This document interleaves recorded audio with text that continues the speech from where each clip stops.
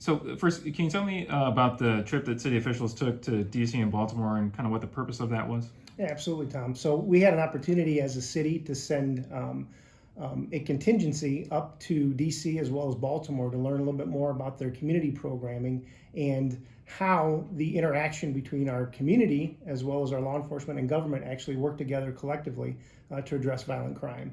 Um, a lot of what we learned through our collaboration with DC and Baltimore included a number of different strategies, a focused deterrence strategy.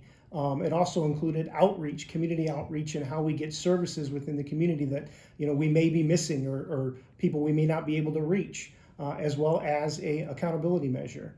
I think one of the bigger things when we start talking about programming as well as it relates to violent crime, one of the main themes is that violence is still not tolerated at all. There's still an accountability measure, and that plays a key role in the entire collaboration with law enforcement as well as city as well as community advocacy groups. Okay. And then lastly, can you talk a little bit about the violence interrupters, the community messengers, and kind of how what that entails, or maybe how you see that potentially being used here in Davenport? It's definitely something we're taking a look at and exploring.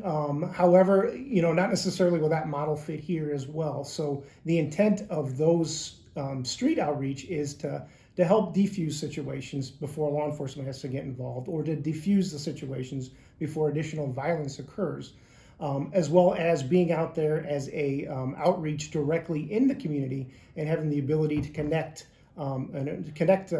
citizens with specific programming and help development. So those are all things that are in coordination with the entire strategy, whether it's enforcement or whether it's through the court systems and continued mentorship and development.